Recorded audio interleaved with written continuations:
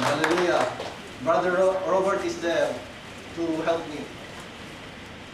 Hallelujah. So today I might not be talking fluently in English, but expect me to say things also, as well in Tagalog. Kasi medyo para hindi magdugo yung ilong. Amen? Hallelujah. So, our scripture was taken from the book of Philippians, and when was this taken?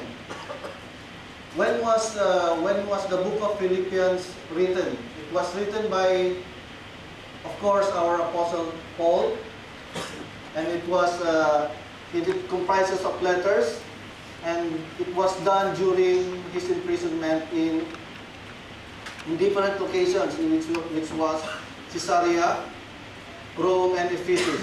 It is between 53 AD and 61 AD. To whom it was written? Kanino ba isinulat ang book of Philippians? It was written to the Christian church in the city of Philippi, in the district of Macedonia, somewhere in Greece, no? And why? Bakit po isinulat ang book of Philippians? It was written because of Epaphroditus.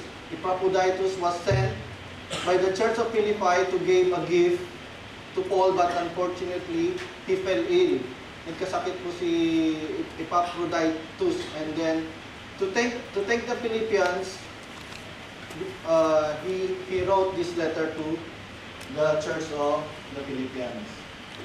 And what does it says? This letter, it says about the suffering and joy of Paul while he was still in prison. So, how can we find joy in the midst of suffering? Kaya nga, sabi nga dito, finding joy in a broken world. No? This will be our topic for today. Amen? Isip pa po kayo? Amen. Amen. So, finding joy in a broken world. So, how can we relate this in finding out what controls your life? So, in order to find joy in a broken world, we need to find out what is controlling our lives. There are 5 common things that controls our life or drives our life. First, I will talk about guilt. You know, how can we find joy when there is something controlling our lives, like this guilt? There are 5 common things which is controlling our lives. Example, no? Makikita natin dito na sa Genesis 4:12, when you work the ground, it will no longer yield its crops for you. You will be a restless wanderer on earth. To whom this verse was referring to? Anybody? It was referred to Cain, you know? It was referred to Cain when he killed his brother Abel. And this is guilt. Mainly guilt. Bakit? We are learning like Cain, no? We are running from regrets, hiding our shames. And we are manipulated by the memories. Most people today are wandering through life without a purpose.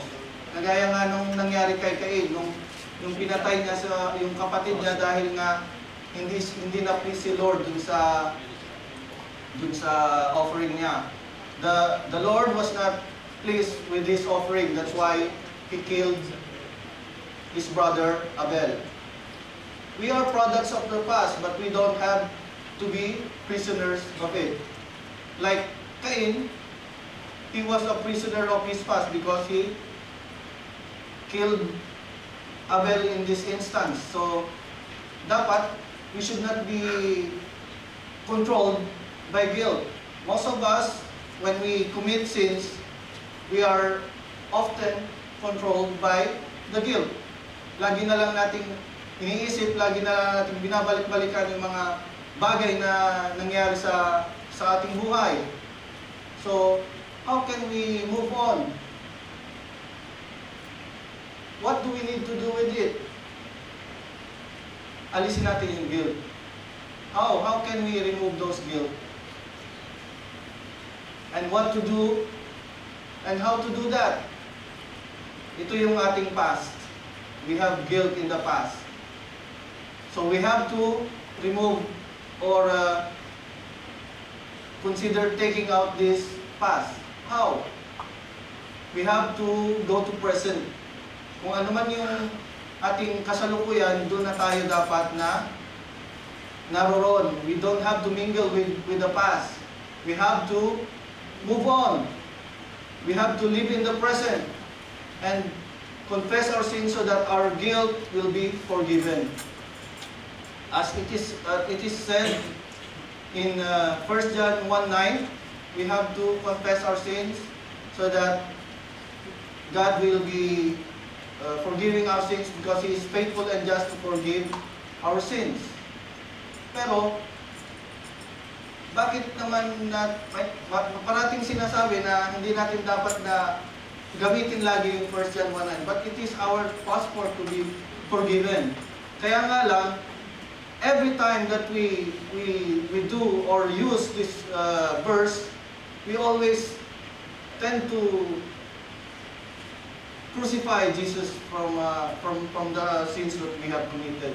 So every time na makakagawa tayo ng kamalian, kasalanan, just think of it. We have 1 John 1:9, but we are also crucifying the Lord again. Amen po ba? Malinaw po ba yun? So, in Psalms 32 verse 1 to 2, what happiness for those whose guilt has been forgiven? What joys when sins are covered over? What relief for those who had confessed their sins and God has cleared their record? No?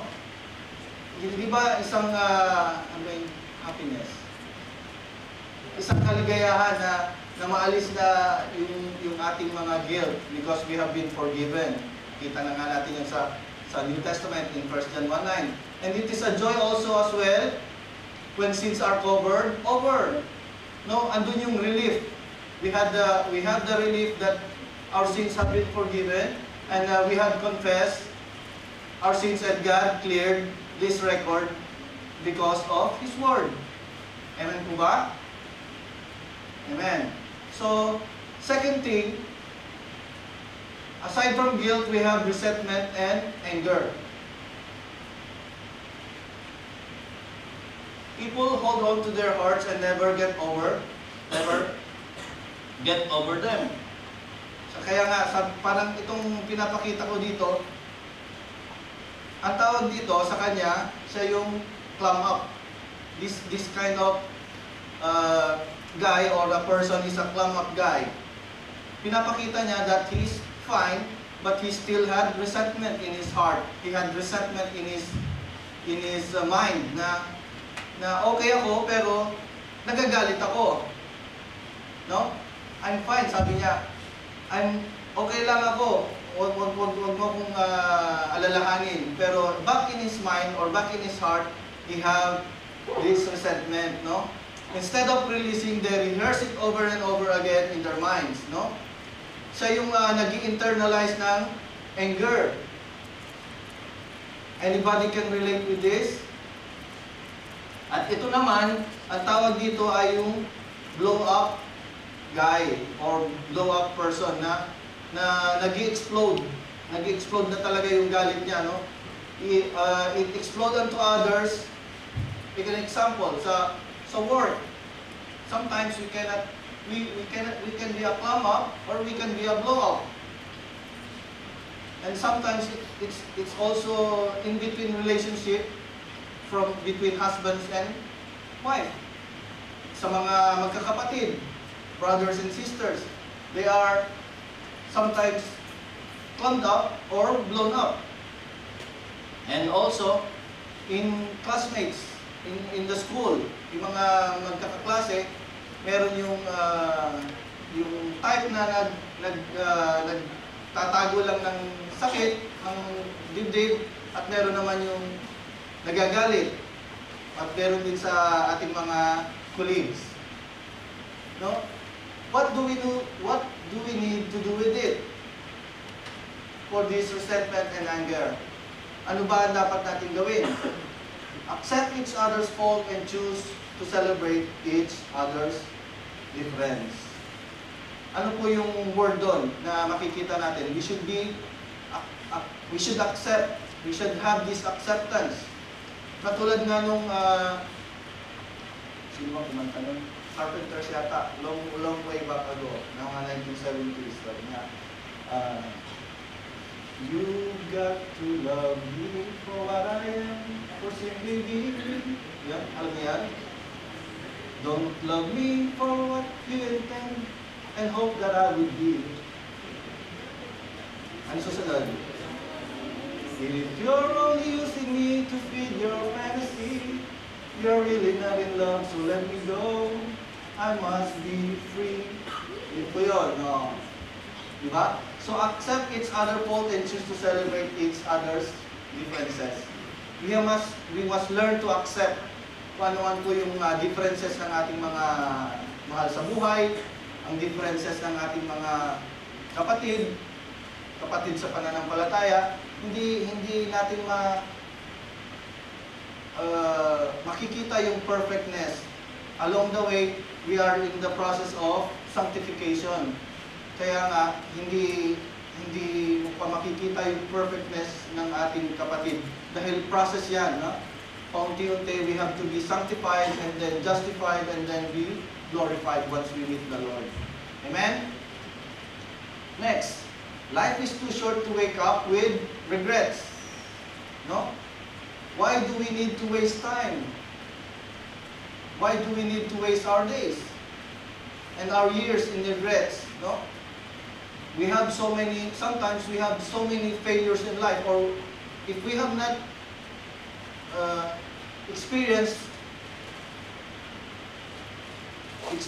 our failures in life, we have to be ready with it. We have to move on. Kaya nga, sabi nga na hindi natin dapat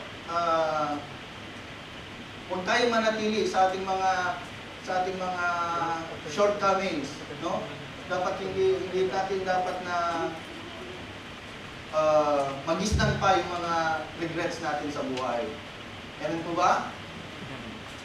And then next, love the people who treat you right and have compassion for the ones who don't. Sabi nga dito, treat them well and give your best. No? For those who treat you right. And then for those who don't, pray for them. Maybe meron lang silang pinagdadaanan kaya sila ganon. Ayan po ba? Oh. Makikita natin na minsan meron yung mga nagkakaroon tayo ng galit o nagkakaroon tayo ng resentment dahil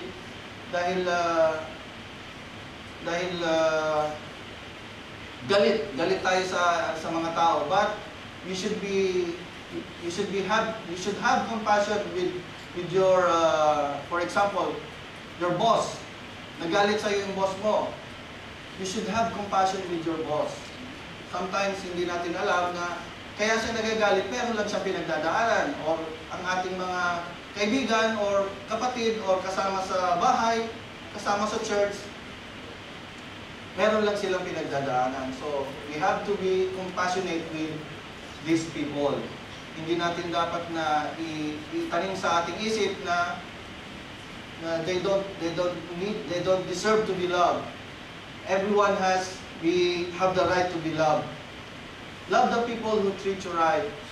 So, dapat paminsan-minsan naman bigyan natin ng pakonsuelo kung talagang makikita natin na love tayo ng mahal natin sa buhay. Kaya, treat them well.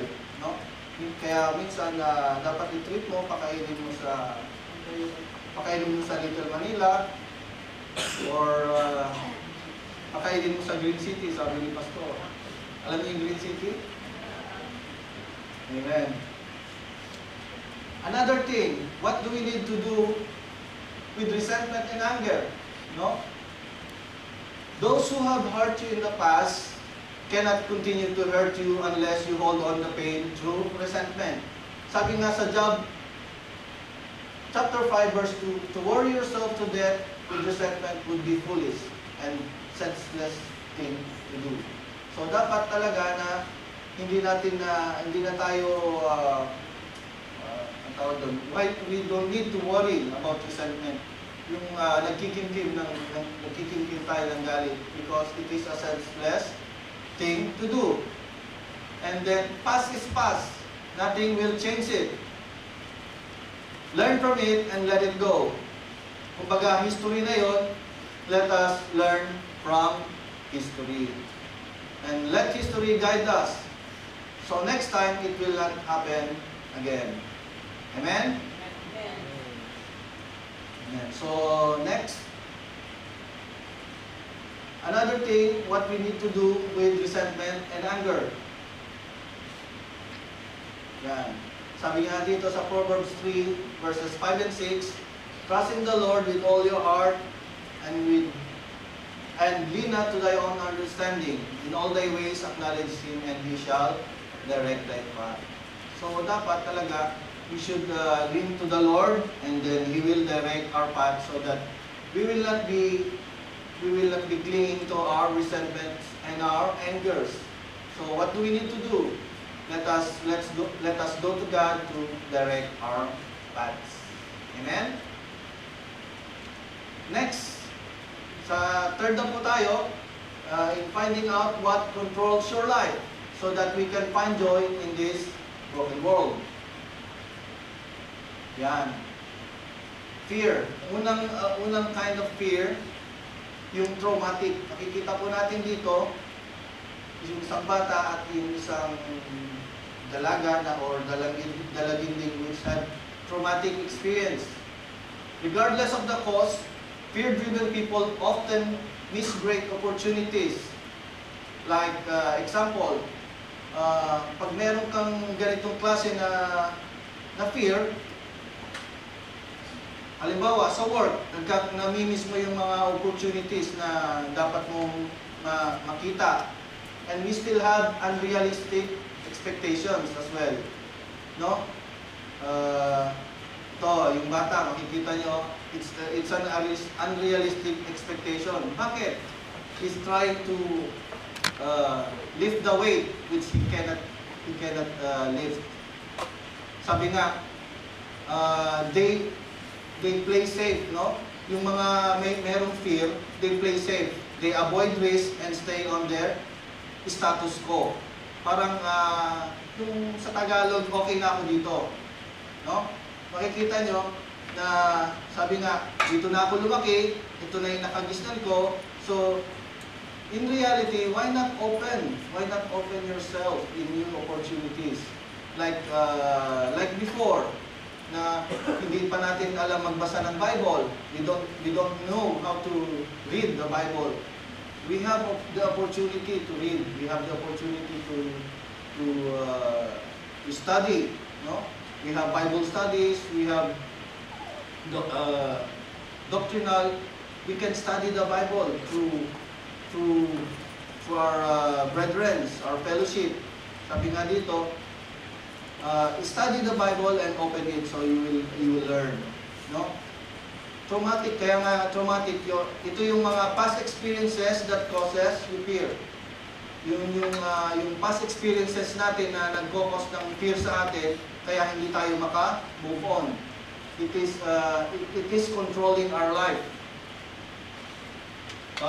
And then, takot na tayo na lumabas sa mundo to see the reality and the realidad ng buhay. Unrealistic expectations. It is a kind of fear that controls our life. No? We are trying to do things which are beyond our capabilities. Sometimes, dahil sa takot kaya pinipilit natin gawin. No? Yun yung mga bagay na very unrealistic. Again, nag-a-apply ito sa work. It could apply to our studies, businesses, school, and friendship.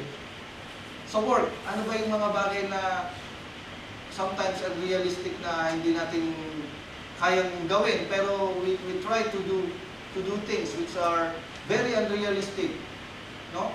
And sometimes in our studies, sa mga nag-aaral, pipilitin, halimbawa, gusto mo yung anak mo na maging inhenyero, pero hindi naman niya kaya, bakit natin pipilitin? Yun yung isa dito na nagiging unrealistic yung expectation natin dun sa tao because of the fear. It sometimes controls our life, no? At meron din sa businesses, and then sa school at sa ating mga kaibigan. And then another thing is high control home. Yun. Oh. Nakita natin dito yung nanay, she tends to control the daughter, but in a different way.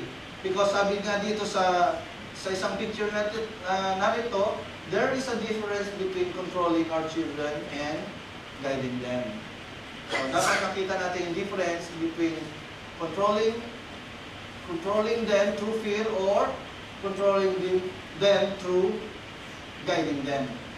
So dapat talaga ma-distinguish natin yon, na hindi ma-instill sa kanila yung fear, instead ma-guide natin sila. Amen? Fear starts from home if you have this kind of situation. There is a difference between controlling our children and guiding them. Next, another type of fear is this genetic disposition. Ano po yung genetic disposition? Example po dito, she's so stubborn and hard-headed. I wonder where she gets that from. Oh, nakaka-relate kayo dito? Oh, di ba? Sometimes naririnig natin sa magulang natin noon na tigas-tigas ng ulo nitong batang ito. Saan ba nagmana ito? Di ba? Sino yung mga nakaka-relate? No. There is a difference, genetic predisposition. No? May pre pala yun, sorry. Genetic predisposition. I am like my father and my mother. So yun yung mindset thing, no? That you cannot do greater things other than people around you. Kaya nga, naalala ko tuloy si Brother Ronald, yung sa aming simula. Alam niyo yun, yung line niya, no? Ay, sinabi na niya. Ano sabi niya? Letter B. Bo. Diba? Oh. So yun yung tinatawag dito na genetic predisposition. It is predisposition, no? Dahil sinasabi pa lang, ini-instill pa lang din sa mind ng tao.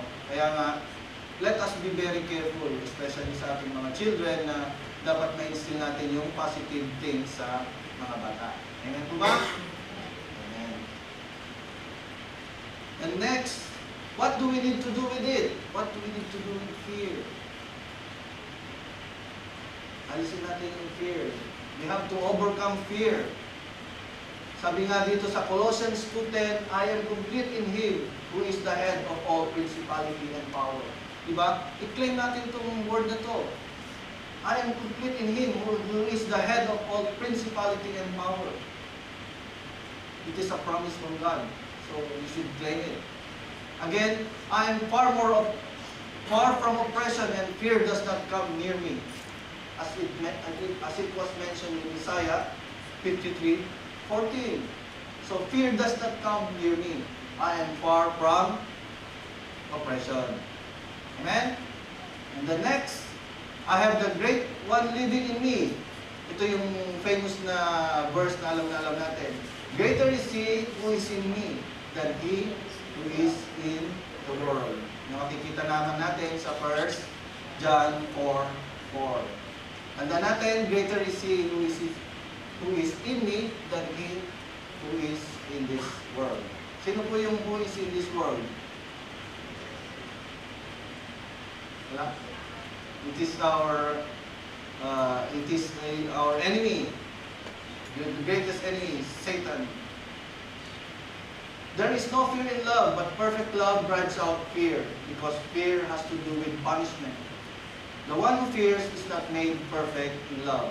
Makita rin po natin yan sa 1 John 4:18. No? So God, who is the author of love, who is the author of love? God. God loves us much that we should not dwell in fear. No? We only fear because we do not trust.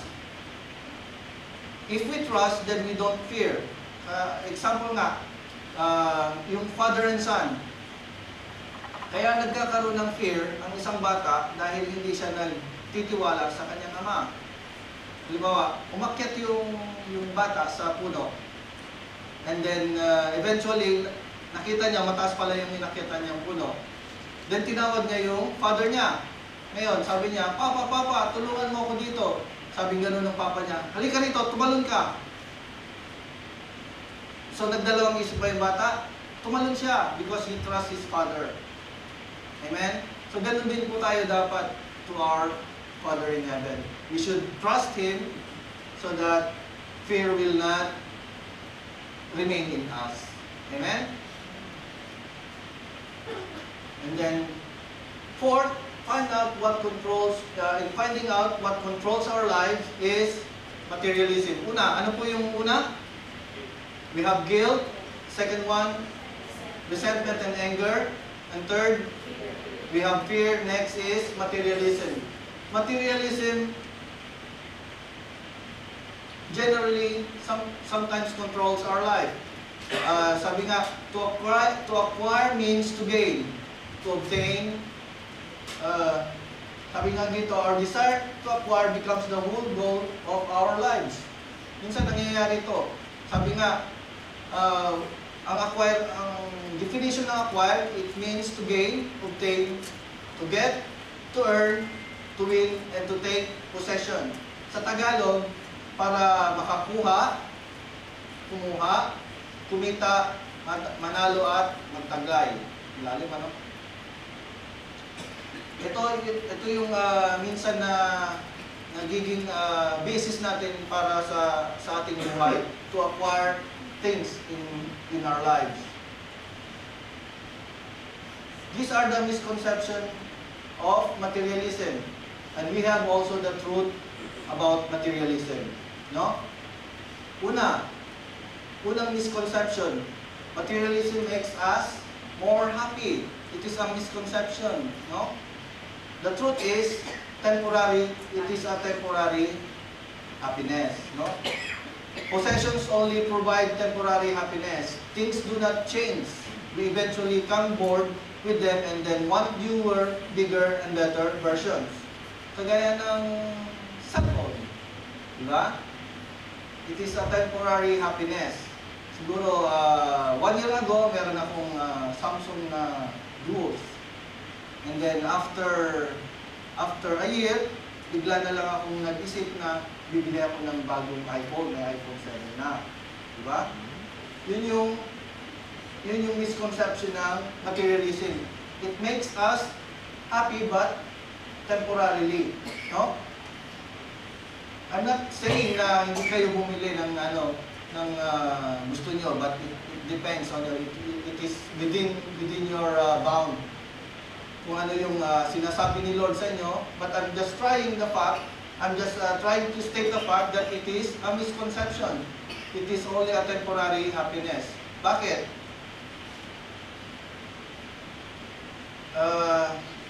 It is a temporary happiness dahil na hindi ito permanent. Pagkatapos nga ng mga panahon, mabobore ka na dito, hindi ka na magiging happy dito. There are things like that na hindi ka na magiging happy sa mga bagay na attain mo. Another misconception, it makes us more important. No? Materialism makes us more important. Bakit? Ang katotohanan, self-worth and net worth are not the same. Naintindihan niyo ito? Self-worth and net worth are not the same. Sa Tagalog, it is the matuwid versus the mayaman. Tama?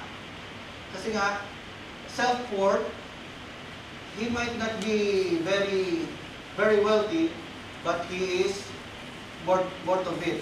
Kung ano yung tama yung kanyang ginagawa. But net worth could be someone that is very wealthy, but he is not worth of it. Kumbaga, he has taken his wealth through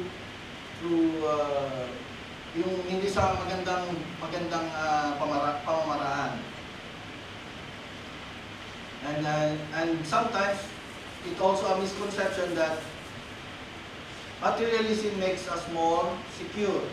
And the truth is, it can be lost instantly. No? Materials can be lost instantly. Kagaya nga, tingnan nyo yung nangyari dito sa yung sunog dito sa Moracabat. Di ba? Materials can be gone in an instant. No? It can be lost in an instant. Kaya, we should not dwell with materialism. It can be lost instantly. Amen? But God has given us materials na pwede natin gamitin for the glory of God, for the glory of Him. Kaya we should not take it as if na hindi natin na kailangan ng mga bagay-bagay. Clear ba? Amen po ba? Because God has made things for us to use. So what do we need to do with it? Sabi nga sa Luke 12:15, then He said to them, watch out, be on your guard against all kinds of greed. Life does not consist in an abundance of possession. Ito po yung parable of the rich man. So ito rin yung example ng isang net worth at isang self-worth. So makita po natin dito, watch out, no? Dahil nga nung kinagabihan noon, biglang namatay yung rich man, di ba? So what do we need to do with it? Be on guard. Sabi nga sa Tagalog, at sinabi niya sa kanilang lahat, mag-ingat kayo sa lahat ng uri ng kasakiman, sapagkat ang buhay ng tao ay wala sa dami ng kanyang kayamanan. Okay, next. Real security can only be found in that which can never be taken from you, which is your relationship with God, according to Pastor Rick Warren. Next, the last one. Find out what controls your life. Need for approval. Ano ba yung need for approval? When you need approval, you are forced to do something for that approval. Unfortunately, those who follow the crowd usually get lost in it. One key to failure is to please everyone. So ano po yung mga expectations? Expectations of parents. Sometimes we need approval from our parents in doing things. We need expectations from teachers. We are expected to do good. We are expected to get high grades. And then we have expectations of our friends na nakikita natin na dapat sumabay ka sa akin. Kumbaga, makisakay ka sa akin or makiuso ka sa akin. Kung ano yung nasa akin, dapat meron ka rin.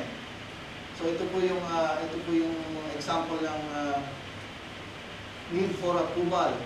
In this, we are forced to earn approval from parents. No? Next, we have the peer pressure. We have pressure from our classmates dahil na yung classmate ko or my colleague is getting more salary or my classmate is getting more grade than me. So, nagkakaroon ng peer pressure. And then, worry on what others may think.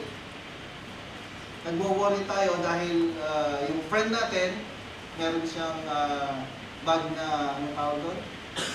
Gucci. Tapos ako, ang bag ko lang galing sa greenhouse. Yun. So we should not be worried on what others may think. Ito yung mga need for approval. Example lang yun, ha? I'm not is telling things na dapat natin gawin. It is upon you and kung ano ang sinasabi sa inyo ni Lord regarding this. Alright? So what do we need to do with it?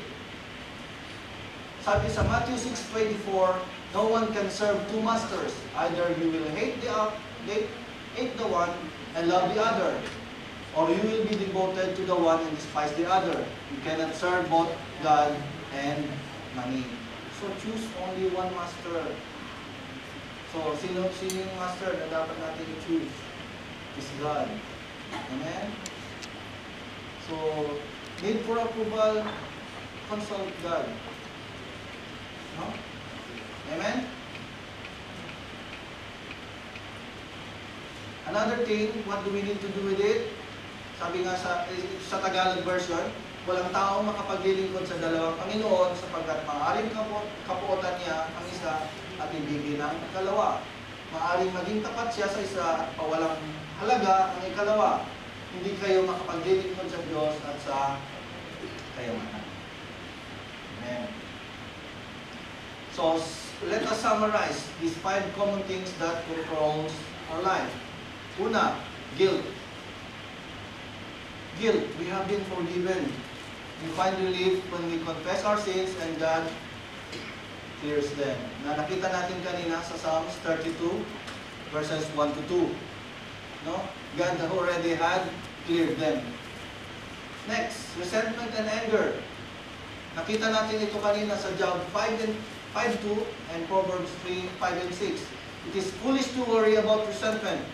Go to God's arm and seek guidance from Him. Next, fear.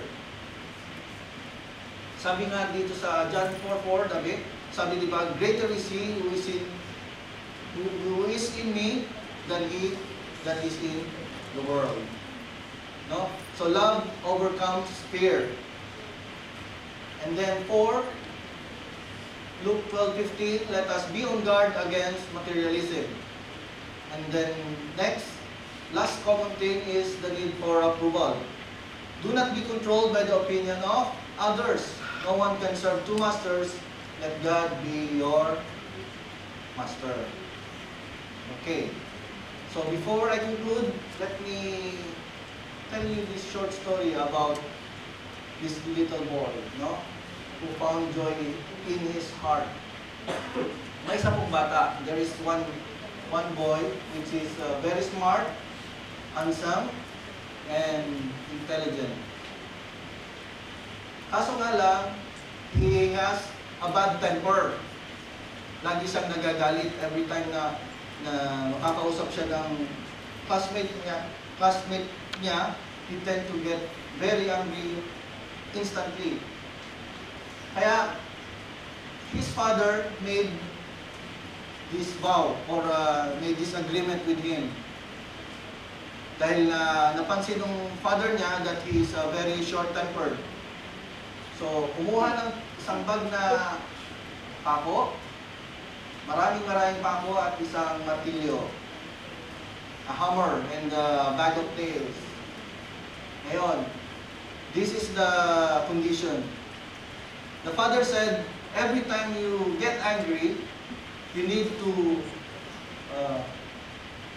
hammer a nail into this fence. Sabi niya, yung wooden fence na dun sa backyard nila. He needs to put one nail for every anger that he commits. So, kaya nga, dahil nga sa bad-tempered, ayun, napakaraming pako yung nilagay niya sa fence. So, ilan po yung nailagay niyang ilan po yung nailagay niyang pako dun sa fence? Ba't nawala yung 37 doon? Mayroong 37 dyan, supposedly. So, he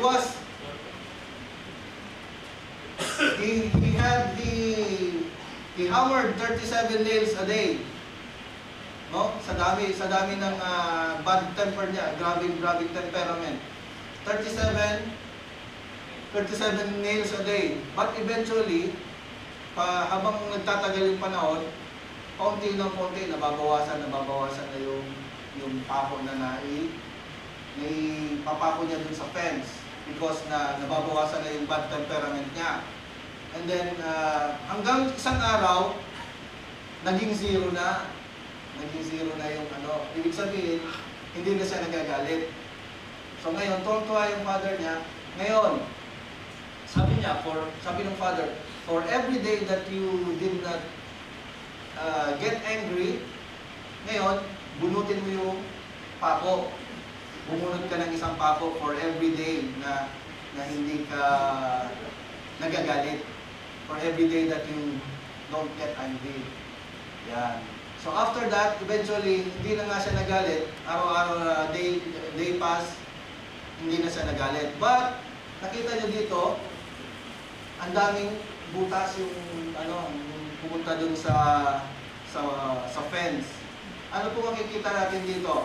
Sabi dito, the fence will never be the same when you say things in anger. They leave a scar just like this one.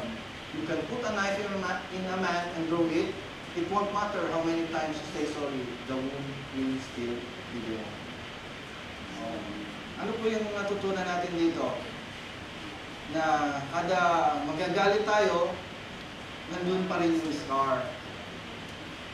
So every time na magpapako tayo, or every time na, I'm not literally saying na magpapako tayo, but every time that we get angry, there is always a scar that is left in the fence, or a person, or the person you get angry with. Yun. So dito na po tayo sa conclusion.